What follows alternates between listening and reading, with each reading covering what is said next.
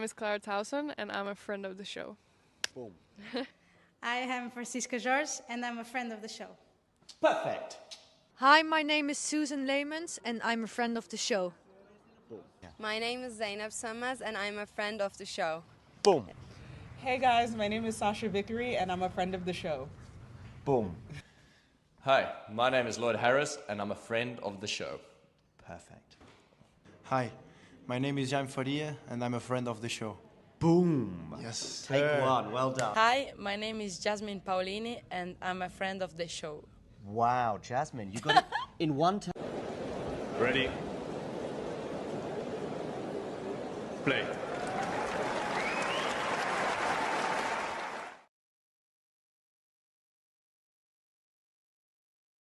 Okay, I haven't turned off the sound, but yeah, Draper Menšík, we are maybe just a few points away from completing that match. We'll see.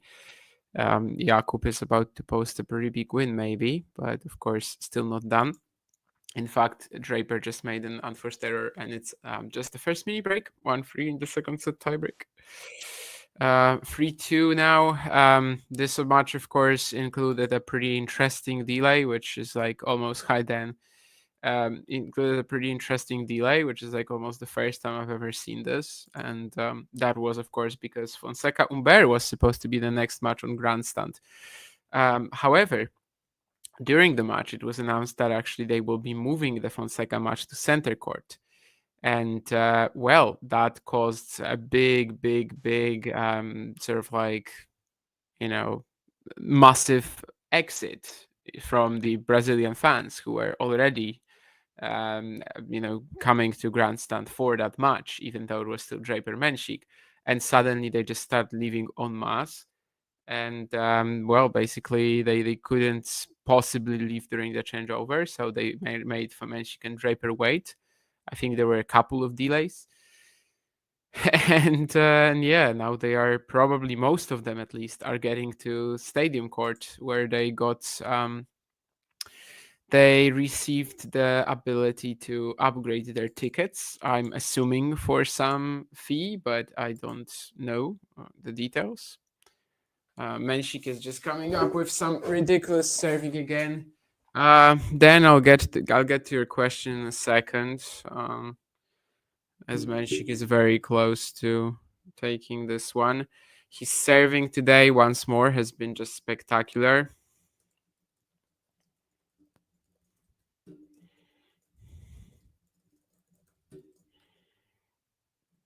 And yeah, especially in the breakers, the first set tiebreak, for example, he has 5 points on serve, right?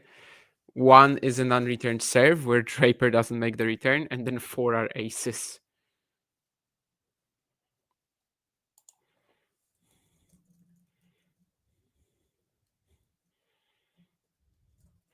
I mean, he's still, it's not like it's been a perfect performance from him, but he's been really good, kind of lived and died by the forehand.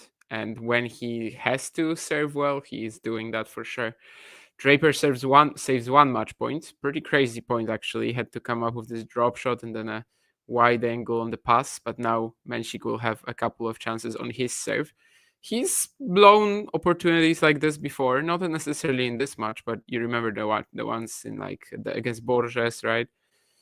Against Davidovich Fokina, so it's not that obvious he's going to just capitalize. But yeah, he just hits an ace. I mean, this was just God mode serving in both tiebreaks. Jesus, how am I supposed to do this now? I don't even know.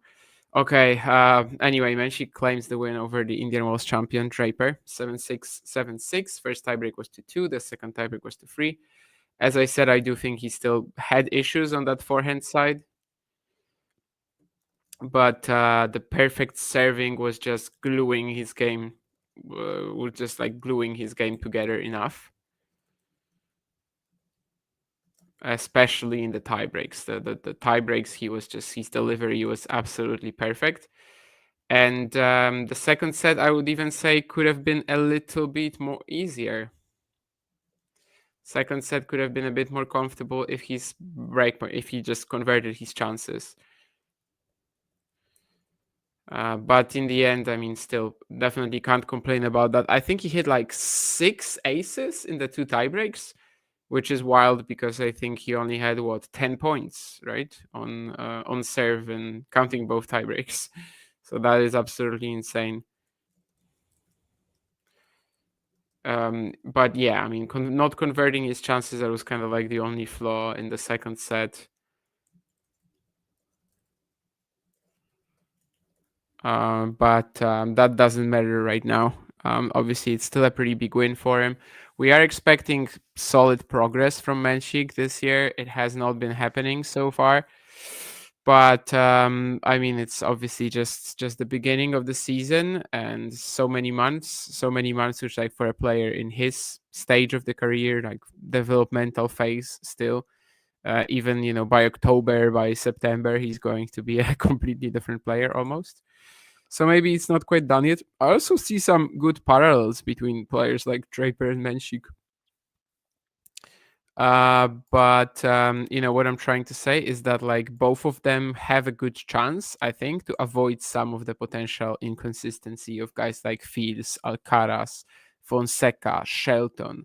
Like, they have a solid opportunity to be more reliable than this because they simply have like a lot of base level to rely on. They have the big serves and the fantastic movements to kind of not really even like play the most aggressive style, but they can actually be more of a counter puncher type too. Of course, Jack did it to perfection in Indian Wells, and Menšík is definitely capable of that as well. I think especially since in the juniors he was playing kind of like a more aggressive Hubert Hurkacz, and I think that's also more or less where his style is headed. Anyway, let's switch to Joao Fonseca. In the meantime, there was the Dan question about the tournaments I'm going to attend. Yes, exactly this one. So I was thinking about adding a challenger between today and Estoril, but I don't think it will happen. So my next event, let's say on the tour properly, is going to be Estoril, the Challenger 175 in the second week of Madrid. After that, I'm going to try to apply to one of the British grass challengers again. I think this year it's not Surbiton first up. Surbiton is off the calendar. It's a different one. I don't remember which, but I'm going to try to go to that one as the first week. So the second week of Roland Garros is the one that suits me the best. Then I'm definitely going to Poznan in June. I think in August, I might have a 2-week stretch of Bonn and Kozerki. Of course, Szczecin in September. Otherwise, we don't really know the calendar. But I'm aiming for like 7-8 challengers as usual. I think the last 3 years I've done 8, 8, and 7. So yeah, more or less something like that again in the season. But also in April, I'll be going to the Billie Jean King Cup sort of like group. I think it is now that they are doing this new format. In Poland, we have Poland, Ukraine, and Switzerland. So definitely Benčić, definitely Svitolina, and possibly Iga. The fifth spot on the team has not yet been announced, but the courts are prepared in the same technology as the Stuttgart WTA 500. So that basically is, going to be an option for Iga to play this. And I think she probably will, but that's just a guess for me. Either way, I mean, because of Benčić, Svitolina, I think it's still worthwhile to attend this event, even if she won't show up. But I can't deny that it would make it a lot more interesting as well if she did. I've actually never been to a Billie Jean King Cup / Fed Cup match, I don't think. I've been to a Davis Cup match, but so long ago, and I just can't seem to find an opportunity to go to another because, well, the second Davis Cup date is always during Szczecin, so I just choose that challenger. And the first one, the last few years we've been playing abroad and like not close abroad, so Georgia, Japan, Uzbekistan. So maybe next year we'll see. I'd love to attend the one that we're gonna have this year, Poland, Great Britain, in Poland actually. But yeah, I mean, obviously, as I said, Szczecin is my preference there. So yeah, these are my plans for the next few weeks. I think you should mean stream bike run. That I can do. Actually, I don't know about the bike, but stream, run, and I don't know what else. You have to find me a third activity. Table tennis, maybe you can include it somewhere. But yeah, probably not trying to do any Ironmans. I've always kind of like didn't really like biking. My back tends to hurt. And swimming, I guess, is fine, but I haven't swum in ages. But I could probably deal with that part. Obviously, when the Ironman competitions are organized, the swimming is of course like the shortest part. So that's okay. I think the biking is what I would probably. Well, it's not that I couldn't do it, but I think I would just not want to train for that. Swimming and running, yeah, sure. Is Joao Fonseca in the top 4 favorites if he wins today? Good question. I mean, number 1 favorite Draper just lost. That was obviously according to Nurlan earlier today. Not to laugh at Nurlan, but I think we said that. Well, yeah, this tournament is pretty wild. Let me look at this. So Zverev would be ahead of Fonseca, right? Like 100%. I don't care about his form. I think percentage-wise, he would still be ahead of Fonseca. Would Fritz be ahead of Fonseca? I think that's debatable, mostly because Taylor is going to play Dennis now. And again, I don't really care that Dennis like almost blew the match in a way that's unexplainable today. That's okay. He still has a decent matchup against Taylor. I think it's going to be a close match. Would he be a bigger favorite than Alex de Minaur, for example? Now, that's a good question. Would he be a bigger favorite than Rublev or Berrettini? Yes. So I think we are arriving at Fritz and de Minaur being maybes, and probably Zverev being a certainly. And then in the bottom half, we have a bit of a mess. So we've got Tommy Paul. That's another maybe, I think. We've got Casper Ruud. That's another maybe. And then Djokovic, I think, would be ahead of him, even in this form. Would Tsitsipas be ahead of him? Tsitsipas might lose to Sebi Korda, though. I think he would be in the conversation to be top 4. If so, then barely, but definitely in like the top 8 of favorites, I'd say. If he wins today, which so far he is, well, I can't say he's like fully on track for yet, but he is 4-3 up with a break, which I think he got in the opening game. I'm just tuning into this match, by the way. I saw that he broke earlier, but you actually said Casper, surely not. Yeah, I actually skipped Rune. I thought Fonseca was a bigger favorite than Rune already. So you're saying Casper, surely not, and I'm saying Holger, surely not. But yeah, there's Alex de Minaur as well. There's Djokovic. Yeah, I mean, Draper is, this defeat today it means nothing to Draper then. I mean, the Draper won Indian Wells, and after that, you're just perfectly satisfied doing whatever in Miami, to be honest. Especially if it's such like, especially if it's such an important step in your career. If you're winning Indian Wells and it's your, 10th ATP 1000 title, maybe it's different. But if it's your first one, obviously Jack did everything he like wanted to possibly do during this Sunshine Double. So this is not a setback, like literally whatsoever.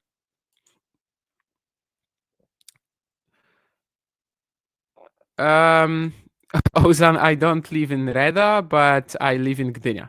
So that was actually the airport that I ran towards. Yes, that wasn't today. That was like last week. But I live in Gdynia, just not near that borough or whatever you want to call it. Not near that part of the city. But yes, I live in Gdynia. Reda is kind of like part of the same, let's say, metro area, though. Yes. Walton too in Miami, indeed. Yeah, I was thinking if you missed Djokovic on purpose or not, but yeah, I do think he has to be ahead of Fonseca though.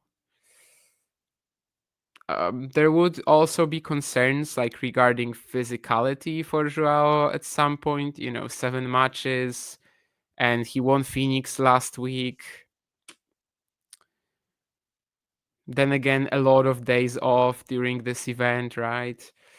I don't know. I mean, let's give him a chance to kind of like flop against Umbert first. It wouldn't even be a flop, obviously, but yeah, so far he is obviously holding up fine.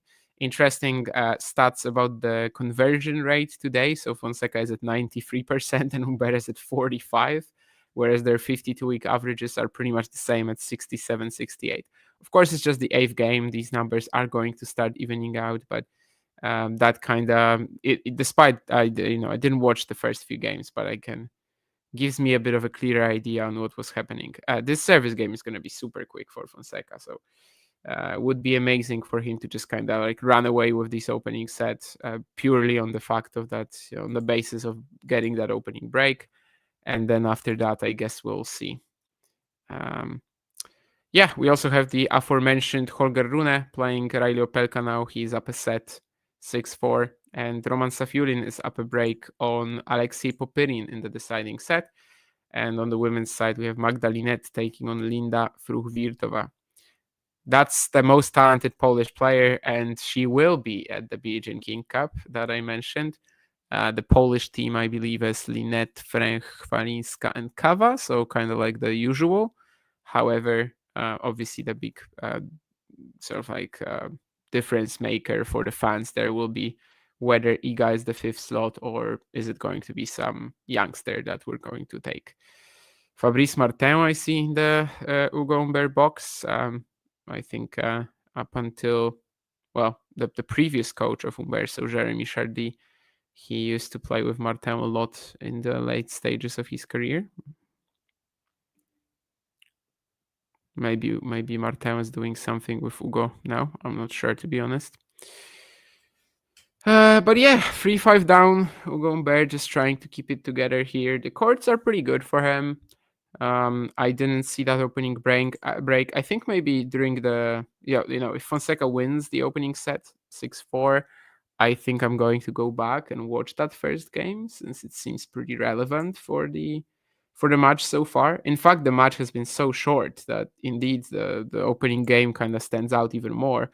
We are low. The set has been shorter than 30 minutes, and it's going to be 5-4 soon. And if you go through like the point-by-point data, only one game so far has gotten to 30 for the receiver. And that was the game that we just, actually 2 games ago that we just, we watched 2 games ago. It was the first game that I watched from this match. Otherwise, they're winning their serves to love and 15. And even when Fonseca broke in the opening game, it was to love.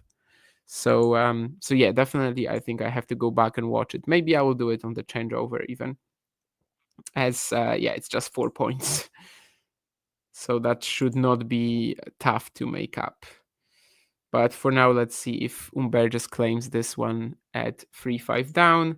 Fonseca took a point, but this might be just, a bit of a... Yeah, exactly. Ace down the tee from Umbert. It's not going to matter. So yeah, during this changeover, I'm going to very quickly go back and see how that break in the opening game originated. I am watching this match on mute, but I definitely, can imagine what the crowd support must be for Joao. Ooh, my stream started because the match was moved. My stream started in the second game. Then I'm not going to rewind and watch it. The move obviously caught a lot of people by surprise. I read something on Twitter. Actually, maybe it was Ozan who tweeted this at me. That they apparently moved it for reasons of like safety and security. Yeah. It was Ozan who is in the chat here. So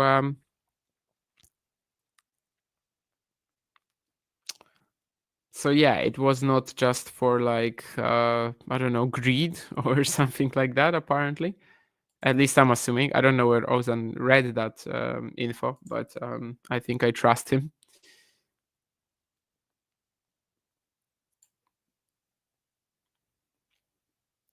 But yeah, definitely a bit of a controversial decision. I've already seen people complaining, and I think there will be some articles about that as well. Nonetheless, we are watching the match, so from our perspective, sitting at home doesn't really make a big deal difference. But yeah, the Brazilian fans definitely were not happy.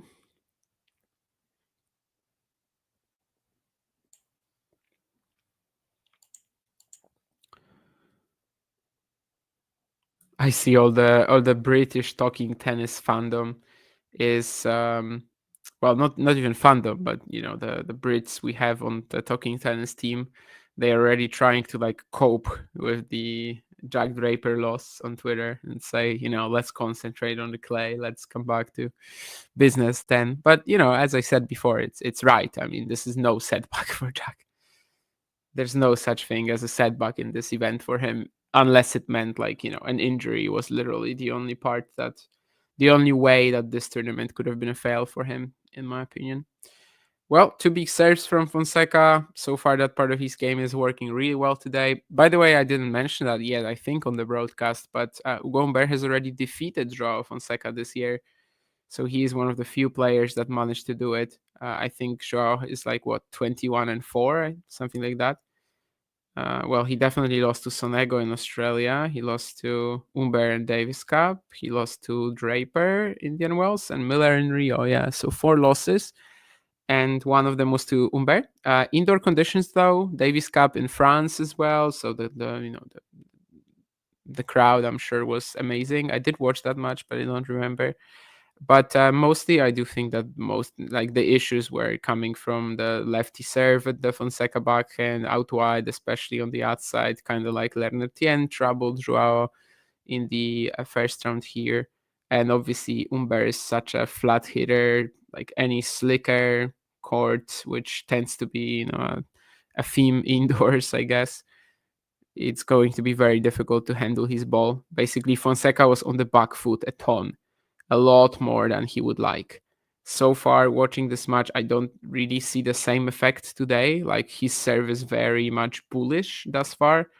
And it never really felt like, since I started watching, that Umbert is, pressuring him or like on top of most points, which is a direct contrast to that previous encounter in Davis Cup. So 40-15 Fonseca, 2 serves, 2 set points here. And he goes big on the second. I think it's like 200. I didn't get to see because it was just for a brief second on my screen, the speed gun. But I think he might have gone like 200 on the second serve. Is it 1-2 something? I think it was. Now it disappeared. Anyway, yeah. 6-4. Again, it maintains that over these 10 games, only one of them went to 40-30. The others were all ended to 15 or to love, even including that break in the opening game. So that's why the match is so short thus far. 33 minutes, I think, only in this opening set. But now we'll get it to be a bit longer as Umbert is leaving the court for a toilet break. And Riley Opelka is now 3 games to love up on Holger Rune in the second set.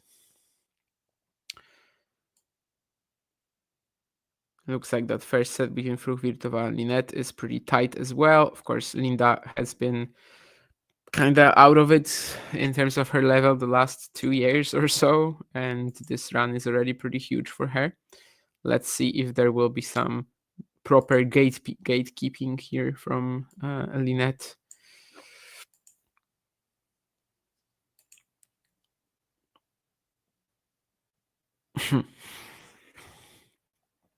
Someone said on Twitter that Fonseca is off and running. I think they missed a chance for a pun there in terms of course, his sponsorship with On Running.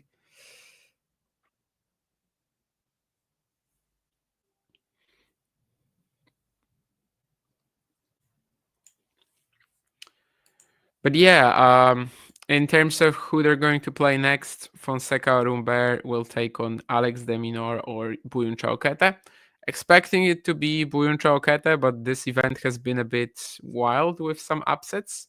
I don't think it's quite as ridiculous as some people are suggesting, but I mean, Goffin over Alcaraz and Munar over Medvedev, these two are definitely massive. Like the fact that Draper was knocked out, I mean, he played Menšík, these are two players who I think will be part of the very top of the sport in for years to come. So I don't really treat it like this, but yeah, Alcaraz and Medvedev especially getting eliminated like this. Oof.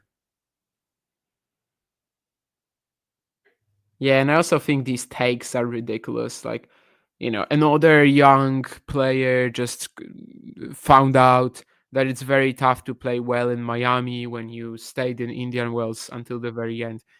I mean, if Draper got, let's look at the lineup. If Draper played one of Walton Darderi today, he would have won in straights. I mean, he just played Menšík, Let's not forget who he competed against today. Good result for Emma Raducanu in her match. Yeah, I mean, first top 10er to first top 10 win on hard courts is what I'm trying to say, despite winning the US Open 4 years ago, which is pretty wild. But she's won a few of these big matches recently. Now kind of a difficult challenge to keep it going. And I don't even think that Kessler is like much worse than Navarro right now. I mean, Ozan, does he follow you? Because that would probably explain why he saw that. Since I think you tweeted that at me and then he would also see your tweet.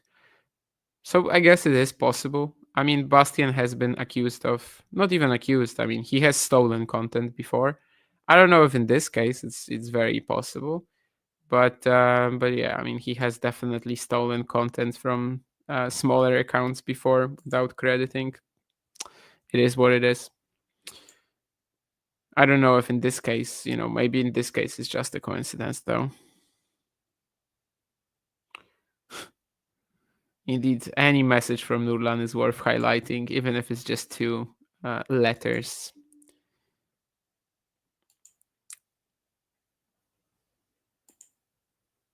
The toilet break is about 4 minutes now. Fonseca talking to the umpire and entering the court. I think that's despite Umbert still not being here with us. But since it's over 4 minutes, I'm assuming he will be showing up soon. Obviously, nothing wrong with taking a toilet break and nothing, well, it's in the rules. And, well, it seems like he does kind of need Fonseca to slow down a little, considering that he lost that opening set in 33 minutes. And now we have a shot of Umbert returning to the court. Well, he's not quite there yet. He's on the grass. Umbert is playing Wimbledon in the meantime.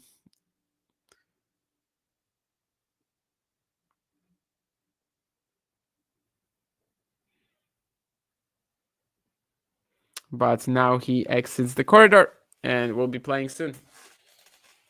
So yeah, that Davis Cup match was like 7-5, 6-3, right? But it didn't really feel that competitive. I think even the opening set could have been much easier for Umbert. Fonseca was like kind of fighting to save his life.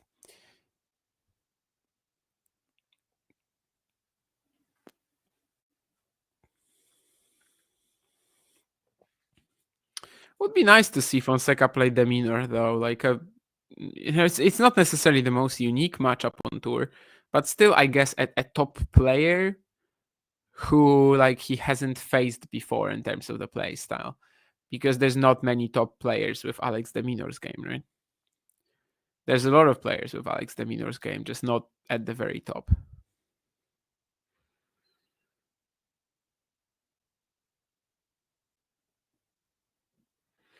But well, Umbert kicking off the second set. Of course, in the opener, he got broken to love right away. So, well, the main goal on his mind has to be to avoid that.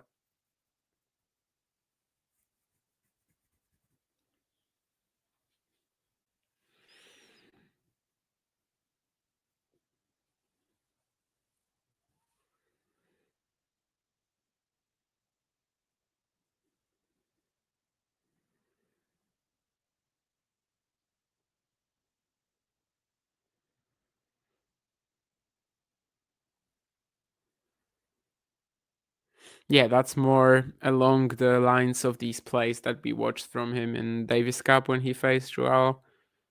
Just a very strong out wide serve on the outside, and there's not much that you can do from that position. The sliders from Lerner-Tien, Fonseca was struggling a lot with on Thursday. I think, especially considering that, well, he was still holding more comfortably than Lerner, which kind of demonstrated the advantage he had in the match. but for a large chunk of it, like 50% of Lerner's first serves were unreturned, and obviously the American was abusing the patterns that were favoring him, and yeah, it made it very tricky for Joao to break him. The first one, the break in the second set happened because of 2 consecutive double faults from Lerner, right? So before that, it was almost impossible for him to do it. Then the third set, I guess, was a little different. After the first match of Fonseca this week, some people also had concerns regarding his physicality because, well, first of all, he started cramping against Lerner 2 points away from the match. And also he had that medical timeout when he felt dizzy. I think I wasn't really like paying too much attention to it because, well, sickness like this, stomach bug or something like that, usually goes away in a day, right? But probably if they were forced to play yesterday, like if Fonseca Umbert was on Friday, maybe that could have been a bigger issue. So far, it doesn't seem like that's hampering him at all today. Umbert went 40 love up, but now it's 40-30 with this great combination from Fonseca approaching after the backhand down the line.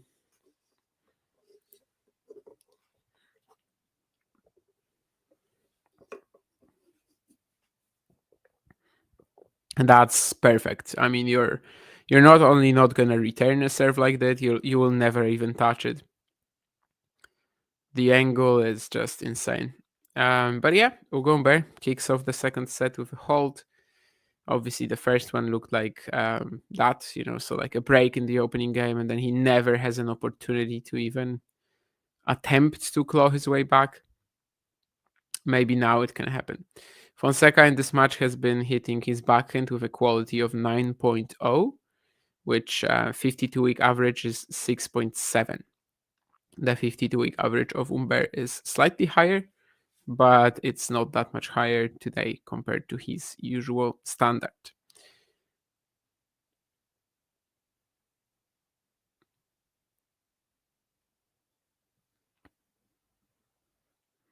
Let's see if Fonseca can keep delivering just a strong serve on strong level on serve.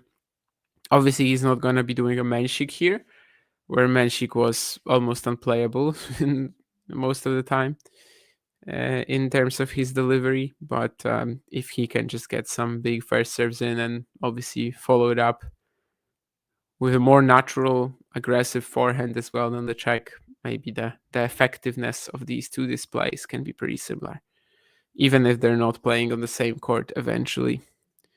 So the amazing schedule on grandstands that we were talking about earlier, it eventually got kind of dismayed, I guess.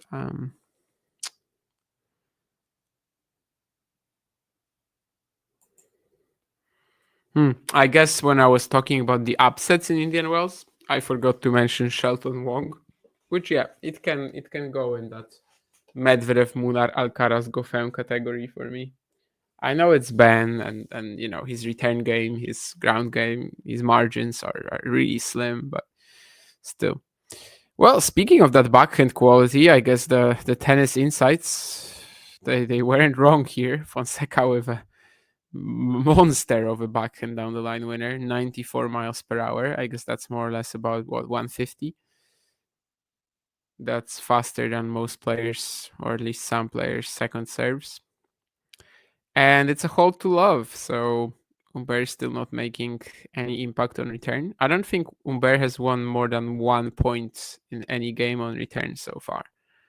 If he's going to win this match, that has to change momentarily. Also, earlier today, we were talking a bit about Carlos Alcaraz and how there were 15 people in his team. I think the same case for Fonseca. These two up in the front row, or in the third row, looked like his parents probably. I don't know how his parents look, but if I can imagine them, these were the people. There's some insane point here, and I think Umbert should eventually win this with this 2 free pass combo. I know it's just the first point of the game, but it feels pretty significant. I mean, if Fonseca was gonna go up here, the first volley kind of killed Joao here. Still took a moment for Umbert to eventually get it done, but after that he was in control despite not being the player at the net. Needed a miracle Fonseca to get that one, the last shot there.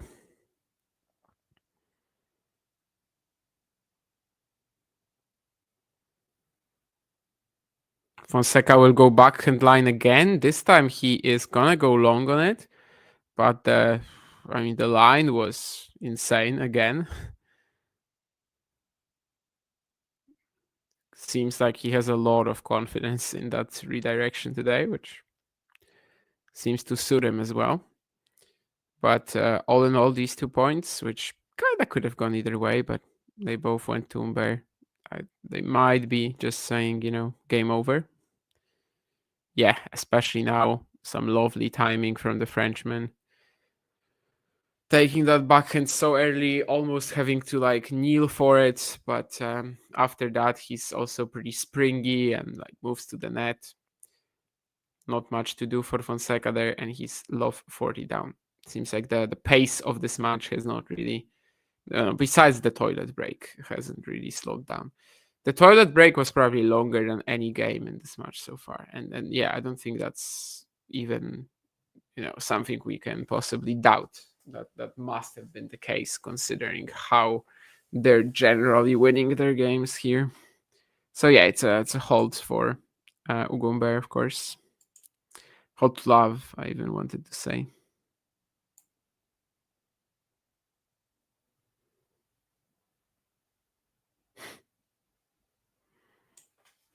Yeah, UFC. Maybe there could be some sort of a combination of UTS and UFC. Yeah, I wouldn't know that there was a UFC event going on in London either.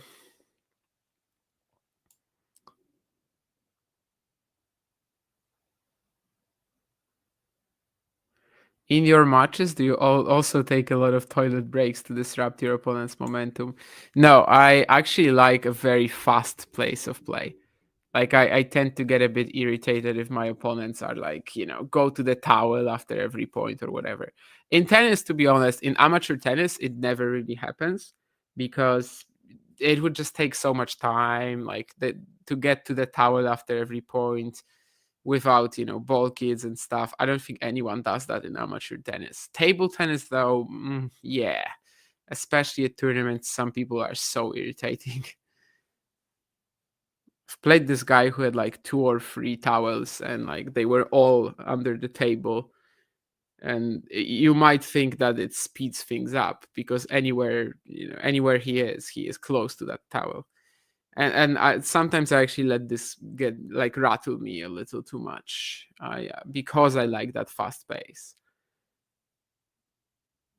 Basically, if it was me deciding, I would just serve and then serve 2 seconds later. No, after the point ends, I'm just ready instantly. I know that's the pace I like. I know I don't, and then I don't know. It's no BS play. But of course, I also have to respect that my opponents don't necessarily have to oblige. 17 out of 17 first serve points won for Fonseca. I think that's 18 out of 18. That was a pretty wicked out wide ace as well. Yeah. Not sure if he meant it like that. Probably did. I mean, it was pretty slow, but on the line. 4 aces each from both players. Yeah, 97 that first serve, that out wide ace. So clearly you don't need to go fast in order to hit an ace. And I think Joao Fonseca knows that. Will it be another sprint of a hold for him? I guess this next point will kind of decide it for us. Yes, it probably will, given he's 40 love up.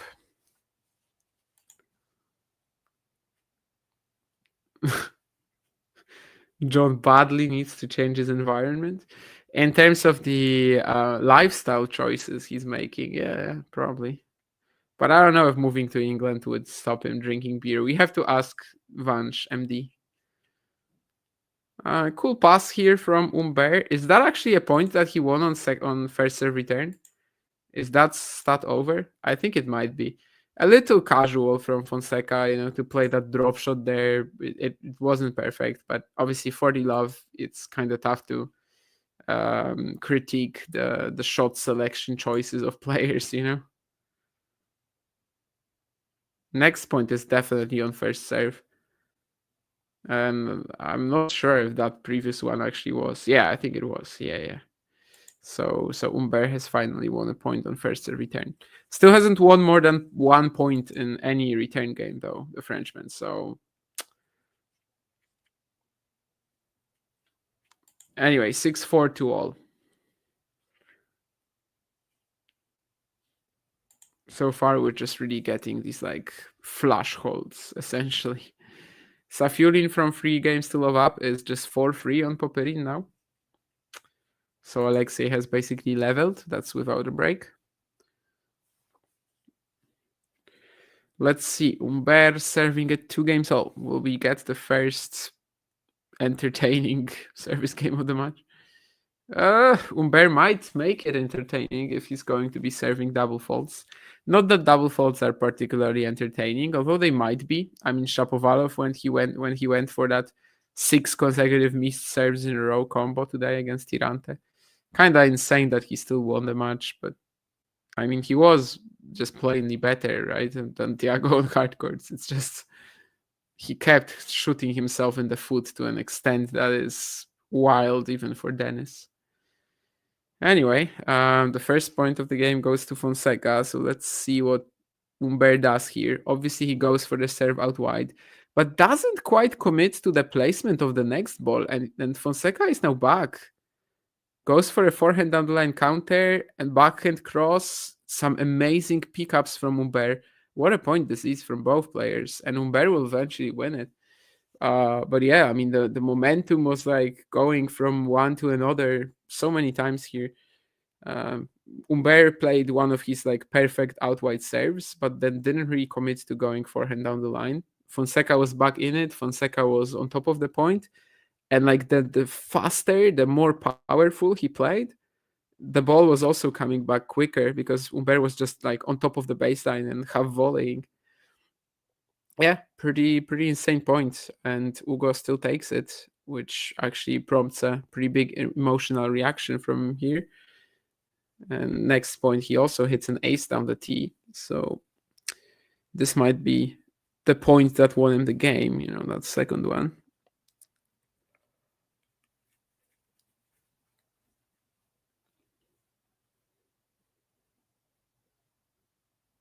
Yeah, it was pretty wild how Fonseca's hitting was so crisp, and yet the more powerful it was, the more he was basically in trouble because of the way that Umbert took it on.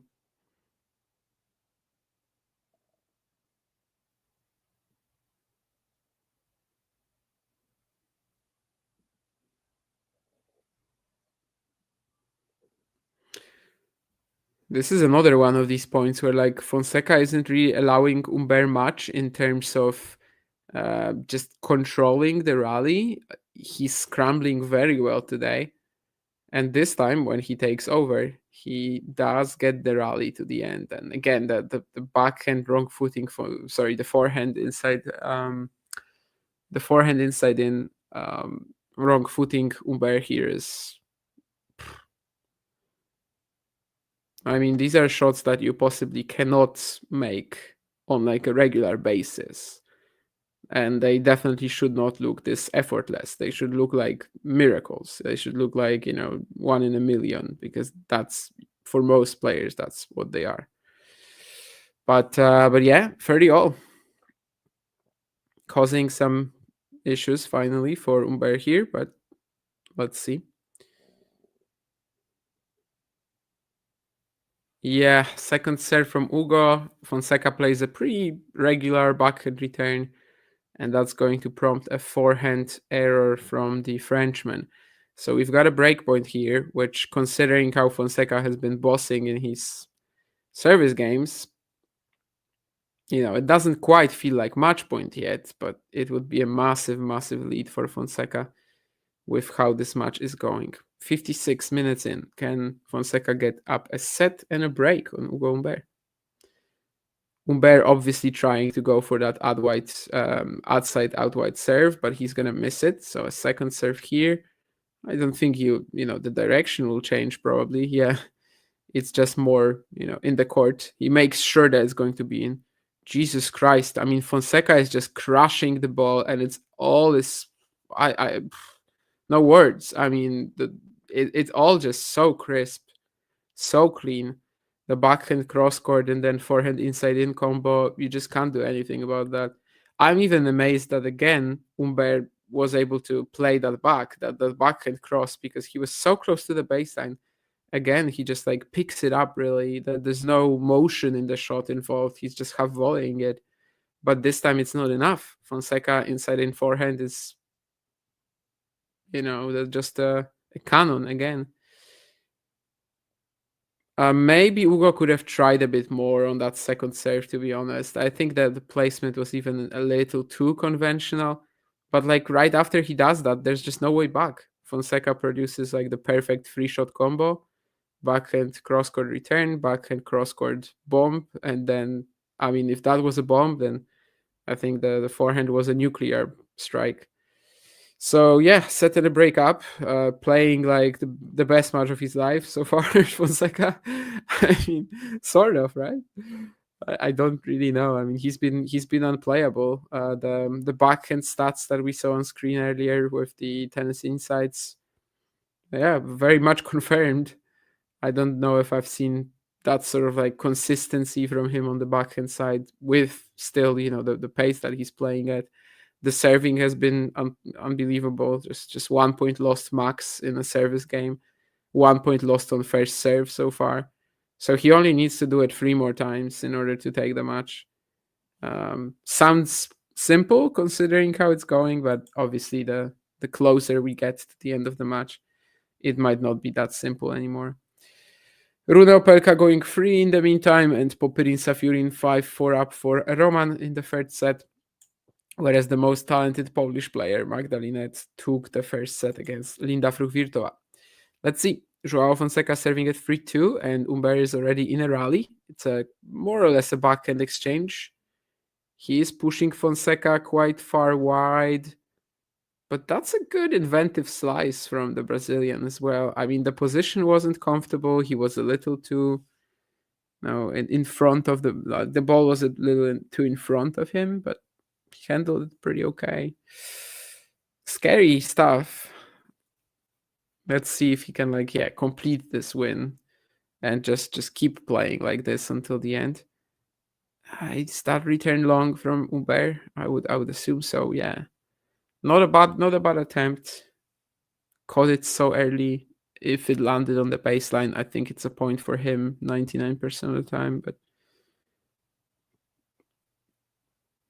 at least he's returning Fonseca's serve now. Like, that's something, but still, the pace of the first forehand is tough to handle. So it doesn't actually give him all that much.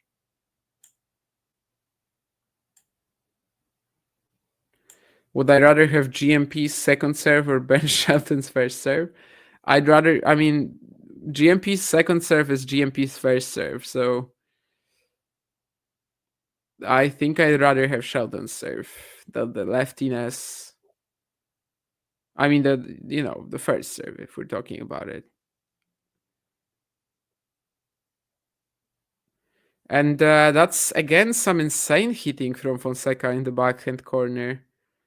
Depth, pace, clean striking. I don't even know what to tell you here. It's 6-4-4-2. If I was serving for the match in the Polish Men's National Indoor Championship, I'd probably take GMP then, I guess. I mean, just because, if I have 4 points to win, I guess I can roll the dice a bit.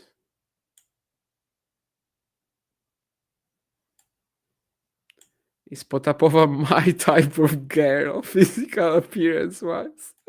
She's pretty. I don't know if she's my type of girl. Tend to like brunettes a bit more, but I mean, she is pretty, yeah. I'm not sure what to think about the phrase "my type of girl." Like, how far do I take it? Like, does she have to be like exactly, I don't know, my type or whatever it is? I don't know. She's pretty. I get the appeal.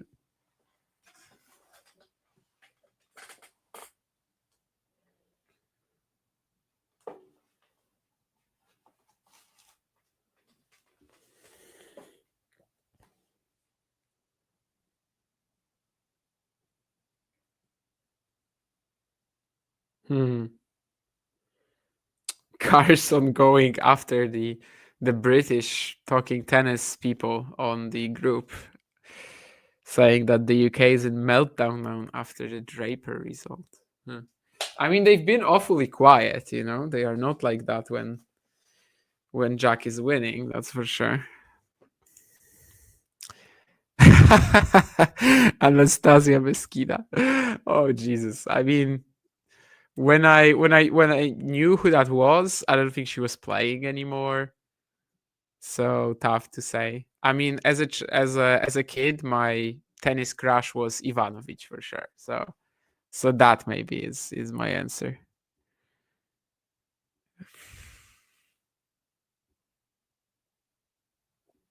Yeah, I think when I found out who Mesquita was, she was not playing anymore. So I never really had that chance to potentially develop a crush on her.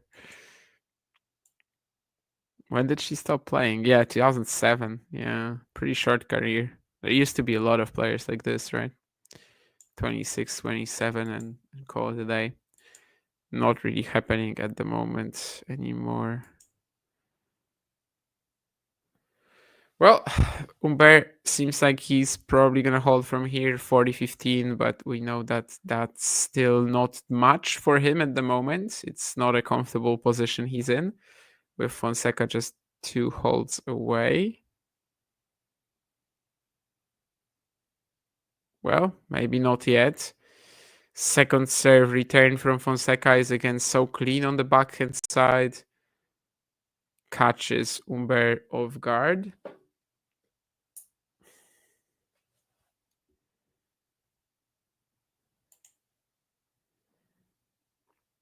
Yeah, I'm legit thinking if Fonseca keeps it up, it might really be his best performance so far. I mean, I don't know if I've seen that sort of prolonged backhand peaking from him, plus the serving and how literally there's nothing that's happened so far on his delivery, and every single +1 shot is just abused to perfection. But yeah, of course, he still needs 2 more games of this in order for us to even start a conversation like that. And well, Umbert seems to be, he seems to have some belief. He is pretty animated here, showing something to his box. I think Umbert's body language generally has kind of changed the last few months. I remember in Paris when he made that final, he was often a bit jolly and yeah.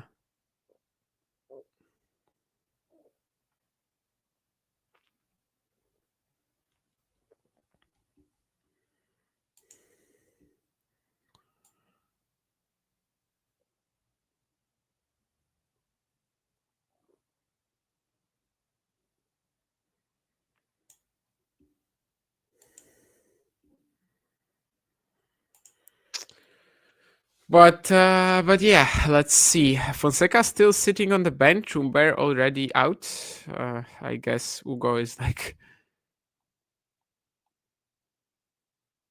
maybe trying to show some confidence. I'm ready. I'm going to break now. Just let's go. I'm gonna take you on.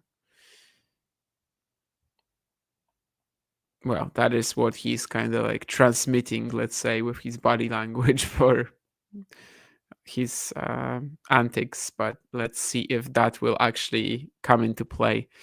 Starts with an out wide ace from Fonseca, so not the beginning of the game that Umbert wanted, no doubt.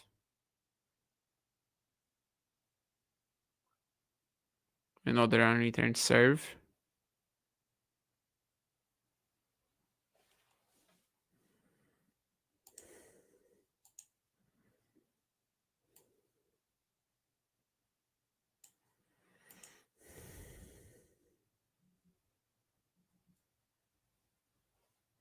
And that's another big serve. So 40 love.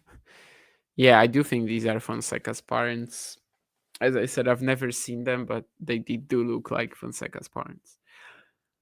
Some people and their parents just look like, I don't know, not two peas in a pod, but you just kind of know when you see it.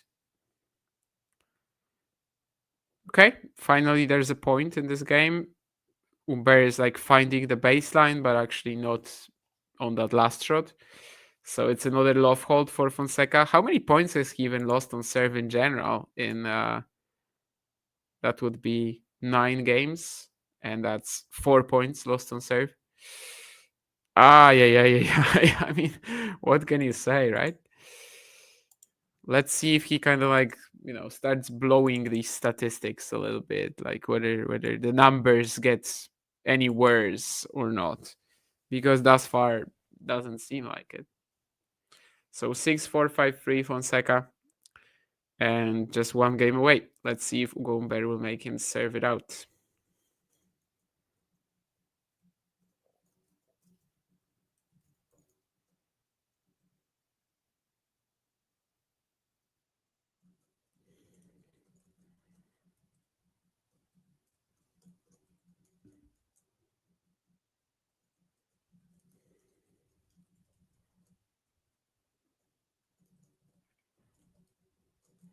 But yeah, it's very possible for the time being that the Brazilians that actually got to the main court are currently seeing maybe Fonseca's best performance to date. Just needs to, put that final nail in the coffin, cross the what is it? Like cross the T's and dot the I's. Something like that. And yeah, now it's another good back and return deep down the middle. Umbert doesn't fully take advantage. I mean, doesn't fully handle the pace. So it's love 30 now, 2 points away.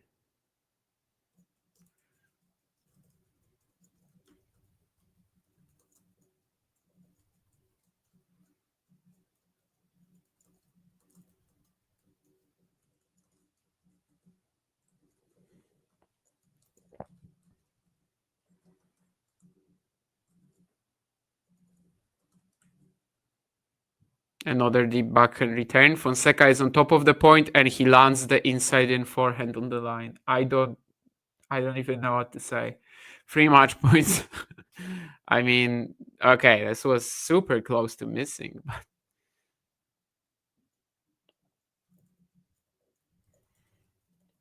he's just, I mean, yeah, let's see if he wraps it up. But 3 consecutive match points here.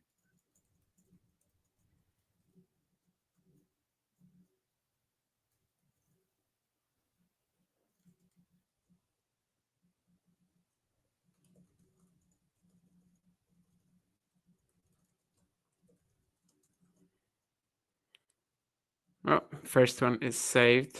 Of course, it's not going to be easy to return the Umbert serve generally, so Ugo is definitely not out of this game yet. Still has 2 match points to save, though.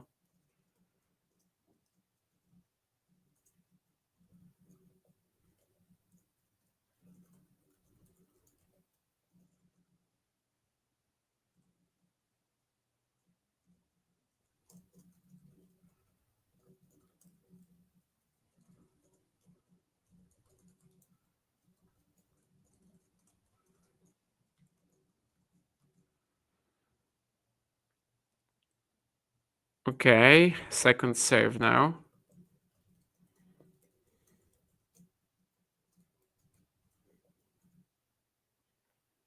Pretty deep one. Fonseca going for a backhand line, but it's gonna be a little too quick. I mean, he's hit that beautifully the entire match, but this was another one of these Too Fast, Too Furious attempts. Is that an actual Fast and Furious sequel? I think it might be. I've only watched one part, I think, ever, so I wouldn't know.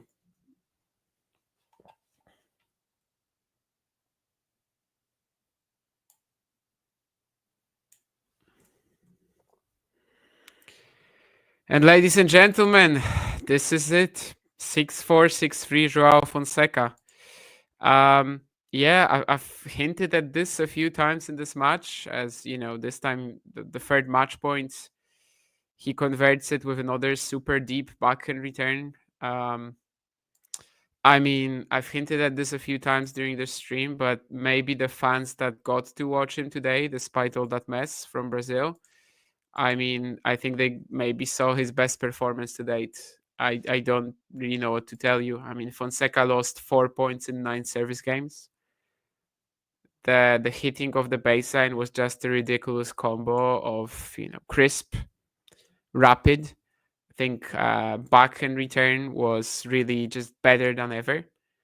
And also there were all these like backhands cross court setting up forehand inside in winners.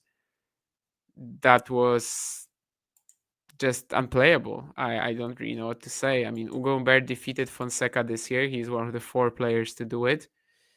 But he was just kind of left stranded there, and especially the quality of the returning and of the backhand side too. Yeah, I mean that's not really much you can do when Fonseca is playing like this. Kind of gives you another maybe take on that previous question, right? So, like, is Fonseca one of the top 4 favorites to win the title? I think that still might be a bit much. The Minor next round, like, that's such a different game, different style, something that maybe he hasn't faced before from a top player at the very least.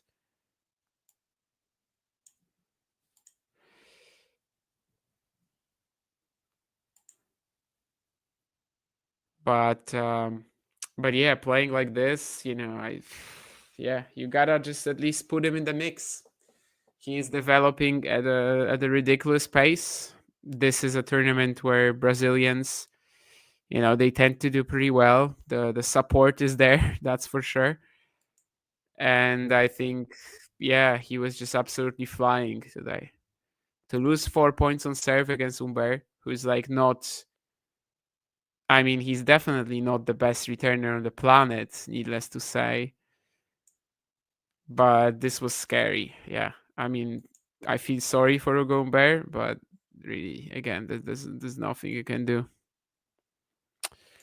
How devastated would I be if Nurlan left the chat? Not really. What's gonna be Fonseca's best surface? You tell me. Really could be anything. I mean, you could imagine him losing a lot of matches on like slow clay, right? Just because someone grinds him down. It's probably like a pretty combination of Phoenix was fast. Phoenix is between Miami and Indian Wells, let's say. It's mid fast is okay. I think maybe like Alcaraz-ish preferences, although he's less of a natural, I guess, on grass, probably at least. I mean, we haven't really seen him play that much outside of the juniors on grass, I guess. Last year, he was still struggling with big pace, like when he played someone like Billy Harris or, I don't know, players like that, right? Morocanias even, but that was not maybe big pace. Looking forward to seeing him indoors in Turin. Yeah, this year at the end of the season, he is playing in Turin. I mean, he wins this event and it becomes legit, right? So I'm not even gonna sit here and tell you that he can't make it. I still think it's less likely than more likely, just because you're expecting setbacks, right? But he is absolutely insane at this point in time, and he will not be getting less insane, right?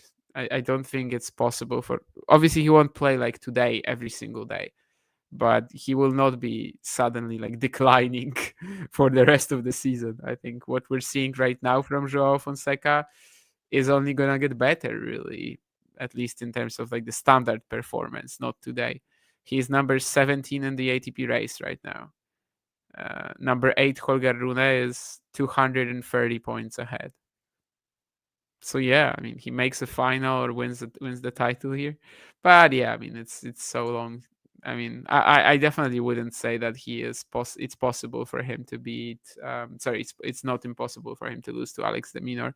I think that's like an even match for me. If it happens, of course, as Buyun Chauket, I would have to beat him. Can I share the draw so we can see who his potential next opponents are? Yeah, sure. I don't know if the producer wants to do that or if I should. Okay, the producer will do it. So it should be on in a moment. But basically, yeah, next is de Minaur or Buyun Chauket, and after that we'll see. But I think next it's the Rublev Berrettini section. So Rublev, Bergs, Berrettini, Gaston, if memory serves right. But we should see it on the screen in a moment. I mean, Nurlan, Fonseca, or Mboko. I think Fonseca is the pretty obvious answer. You know, we're talking about like the one player that is currently way ahead of his generation, whereas Mboko seems like more, you know, she's gonna be there, but we don't have confirmation yet that she's going to be like so dominant, whereas Fonseca probably will. Draw not functioning on the website. Okay, I'll do it then.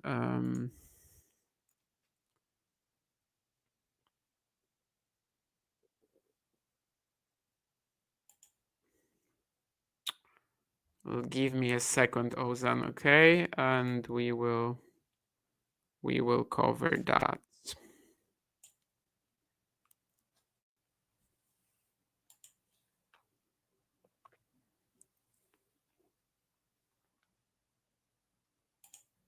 Oh, okay. Now we have it. Never mind. Then, but yeah, Alex de Minaur or Buyun Chauket, and if you can, that I already told you, and yeah, I was right about the fourth round. So it's Berrettini, Gaston, or Bergs, Rublev. Rublev, of course, he's already beaten.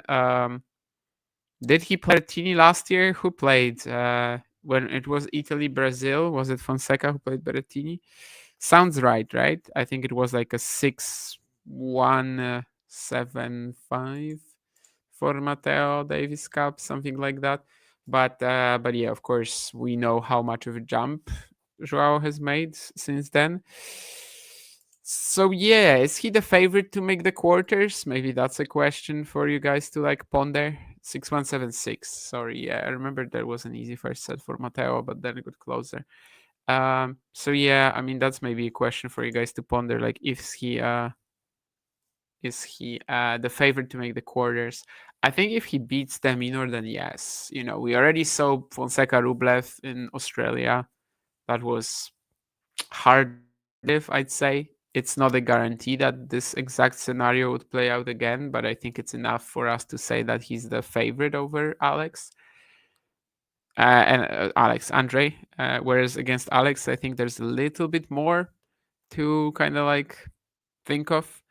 Berrettini, that's tougher. I think that's tougher than Rublev just because you have a stronger serve and maybe just because of that. Like, yeah, something you have to actually like survive and respond to. Whereas against Rublev, it was kind of like watching two similar players where one was just way more dynamic, explosive. But yeah, de Minaur is an interesting proposition if he wins against Buyun Chauket. Can Hugo do a madness? I mean, in terms of what, making the quarters? No. In terms of beating Berrettini, it wouldn't be madness. Although their most recent match on clay in conditions that would suit the Frenchman more was not close. Fonseca haters, I think, have been having a nightmare for a while now. I mean, after the Sonego loss in Australia, there was some talk about still like, oh yeah, maybe he's not good enough. And then since Buenos Aires, I think that everybody has just like went quiet. I was in this group chat where like there were 2 or 3 people who just hated Fonseca's guts, and especially one of them was a Sinner fan, and he's like, "Oh, I can't believe people are comparing him to Yannick, who is the best talent ever." They were pretty ridiculous. I just didn't like engage in these conversations, not because I didn't agree with everything, but I just didn't find it, in any way interesting. But what I'm trying to say is that for the past 2 months, these people have said nothing on Fonseca, like literally not a single word, you know. And I think after the Sonego loss, they were still trying. After he beat Rublev, they were still trying. Nurlan was trying hard when Fonseca beat Rublev. I remember so many messages about Nurlan saying that like Rublev was probably sick or something like that. That Rublev was not 100%. Rublev had a horrible showing. And yeah, I mean, I think I actually wrote something in that group chat that I mentioned that day, and I just said something like, just accept the L, you know, just know when to give up, guys. You were completely wrong. It's fine, you know. We are all wrong and right all the time. But that never happened. Although, yeah, as I said, these guys just like went completely quiet the last 2 months. I think they just had to surrender at some point, but they are, you know, too proud to admit that they're kind of like, you know, some people just don't allow themselves to be excited by anything, you know. I think so, Sean. Yeah, I think these are exactly the people who will be. I think these are exactly the people who, after a few years, will be saying that they've always rated Fonseca. They've been on the hype train for a while, and yeah. I mean, I always watch Real Madrid, not only when they win the final of the Champions League. Yeah, exactly. Although I have to say that what did I want to say? Yeah, I don't even know, but basically, I think some people. Oh yeah, that's what I want to say. That some people just don't allow themselves to be like excited for youngsters, and they're always just, I don't know. They just take this very pessimistic route of, oh, but he hasn't done that yet. Oh, but let's wait until he does that. But that's just pointless. I think that's not how you should treat life. I think it's, you know, the whole value isn't getting excited. And will you get burned then a few times? Sure. But if you're selective enough, and I think what we're seeing in Fonseca right now is what in the past few years we've only really gotten with like Alcaraz and Rune on the men's side. I'm not even going to say Sinner, because I think for a while he was developing a little slower than these guys. So yeah, I mean, what we've seen in these guys, it's pretty similar. So why not get excited? And there's definitely reasons to be excited after a performance like this. 6-4, 6-3 over Ugo Umbert, lost 4 points on serve in 9 games. Next up, Alex de Minaur or Buyun Chaukete for him. We also caught the ending of Draper Menšík, which might seem a little surprising to you guys because this stream is only 1 hour and 13 minutes long. But that was the reality. I mean, we caught the last few points, last few games really of Draper Menšík. And then Fonseca Umbert was just this short. And what a performance. Maybe the best level we've seen from him so far. But will it stay like this for long? This is going to be hard to top. I think this might remain his best match for a while. Although probably not for, a year or something like that. No, I don't think that will be the case. But it was incredible. It was really a performance to be frightened of for his opponents. So yeah, thank you everybody. I think that we've done a couple of streams today, I guess by now.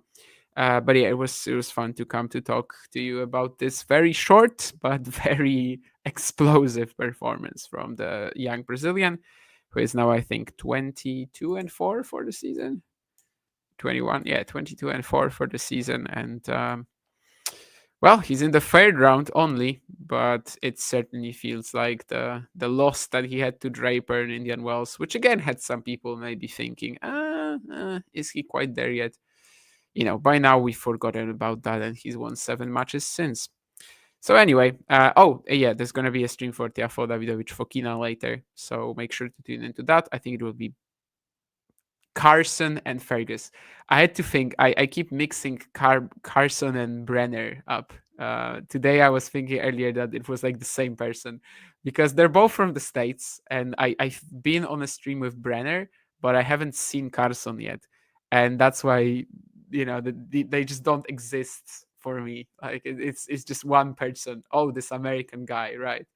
But no, actually, Carson, not from Carson City, which we found out yesterday on the Talking Tennis group chat, which is wild. I don't understand why he's not from Carson City. He should probably move there. Anyway, yeah, thank you, Terry, and thank you to everybody else, especially you, Nurlan.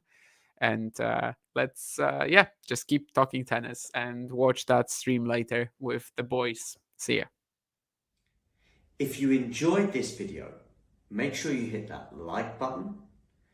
Don't forget to subscribe and click that notification bell so you don't miss out on all things tennis.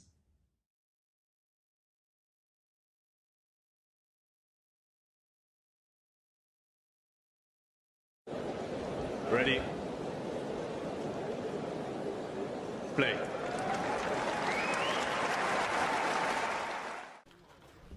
Okay, so Joao, not a very bad start for your first grass court match. How do you feel on the grass? Well, feeling good. I arrived on Thursday, so I had a bit of practice in here, and the type that I play, a bit more aggressively, it goes good. I go aggressively, and the game on grass is very quick. The points are very quick, so I like playing in grass. It's my third time, but first on pro. Yeah. So feeling so good, and winning with ex-top 20 guy, Kyle, it means a lot for the first round. Yeah, he's obviously a very good player on grass as well. How does this give you confidence going into the summer? For sure, yes. It was a good match, and I'm practicing a lot of my serve. So today was a good opportunity to close the doors my serve. So yeah, it gives me more confidence to go through this week. And where are you thinking of playing this summer? Are you going to stay in Europe, in Germany on the grass, or? I'll play here, Nottingham and New Clay, and then if I go into Wimbledon, I'll play Wimbledon, and let's see. Have you thought about playing Wimbledon? Is that something that you used to watch on TV, or? It's my favorite Grand Slam, my favorite tournament. It's a dream if I play, but let's see. Yeah. And you started the year 700 in the Worlds. You're now kind of knocking on the door at 200. Is that surprising you that it's happened at this age, at 17, or not surprising? Yeah, I talk a lot of that in the interviews that I say. It's very surprising because I'm like breaking the expectations of myself, not others people. But I'm very happy the way that I'm playing, and the way that I'm improving. And I know I'm still in the process. I can go further and further, but let's keep the process humble and calm. Yeah, it's key to stay humble, and I know it's quite hard to set objectives, but do you have any objectives for the summer or for the rest of the year? I would say play a Grand Slam this year. I'm trying. I almost hit in Roland Garros. Let's see if I get into Wimbledon and maybe US Open. So maybe these are the objectives. And are you watching the French Open at the moment? For sure, yes. Who do you think is going to win? It's difficult. It's open. I think maybe Sinner. I'm cheering for him. I like. And when you're watching kind of the top guys, like these guys playing in Grand Slam semi-finals and so what, does this give you inspiration, and does it make you want to be there one day as well? For sure. Watching Carlos and Sinner winning those Grand Slams so young, it gives me inspiration to go for it. Thank you, Joao.